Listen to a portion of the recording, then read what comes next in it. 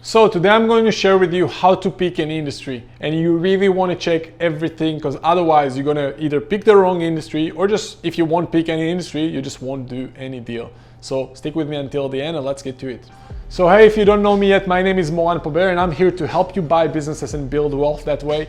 I'm also here to share with you my journey and what's been working for me in the last few years, and I'm the founder of Acquisitions.com. So to begin with, why it's even important to pick an industry. You need to understand when you're talking to potential board members, to a business owner and a seller, to a financial institution, to accountants, to lawyers, I don't care who you talk to.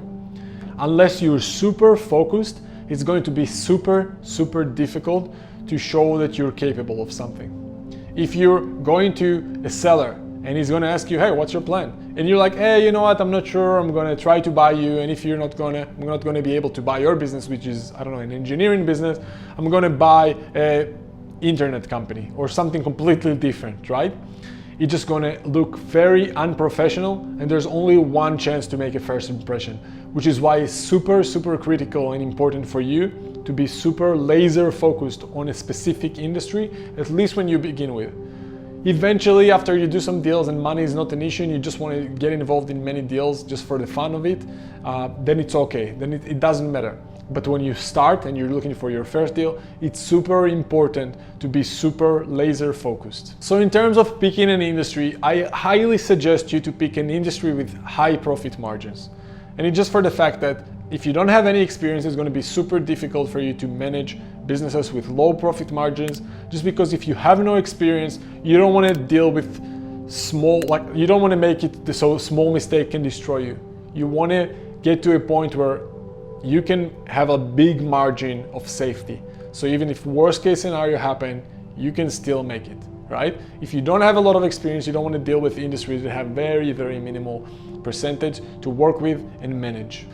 Another something to think about is that if you want to pick an industry, ideally, especially if you want to build some kind of a conglomerate and grow by acquisitions of buying many companies, ideally look for some kind of an unsophisticated market with lots of mom and pops industries and companies. Just for the fact that it's going to be much easier to negotiate with them, and most likely the multiples and the amounts that you'll pay for their businesses is going to be much lower than compared to, let's say, tech companies.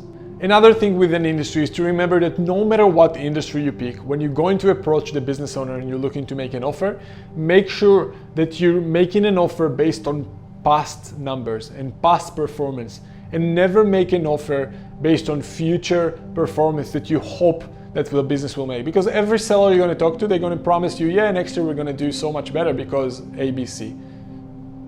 How do you know that? Are you a magician? Unless you have contracts with specific numbers that are guaranteed for next year, never pay for more than the business used to make on average in the last, let's say, 3 years, right?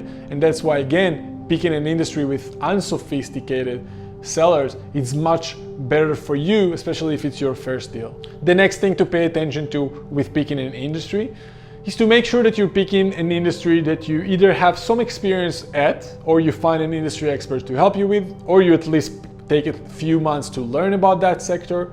You want ideally an industry that you know, you have contacts, that you know some people in that industry. And ideally you also have some passion about an industry. And if you're not sure about what do I passionate about, think with yourself, what am I curious about? What am I willing to go out there and learn so much about? Because it's super interesting for me. That's a great thing for you to focus on, and that can be a great industry for you. I'd say the biggest thing to take from it is that no matter what industry you pick, make sure you pick one industry and focus on that industry for a while. And then do your homework about that industry. Read books about that industry, read articles, meet people in that industry. But the best way to learn about an industry is to talk to business owners who are willing to sell you the business in that industry. You will learn more about that sector in few months than many other people, or most people who try to start a business like that from scratch. So I hope you got some value from this video. Many people ask me, hey, what advice would you give yourself if you'd go back to being 22 years old?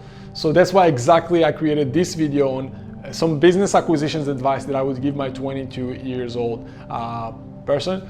So go and check it out, and if you didn't yet, please like this video, subscribe if you didn't yet, and let me know in the comments below what you think. But go and check this video right after, and I'll see you there in a bit.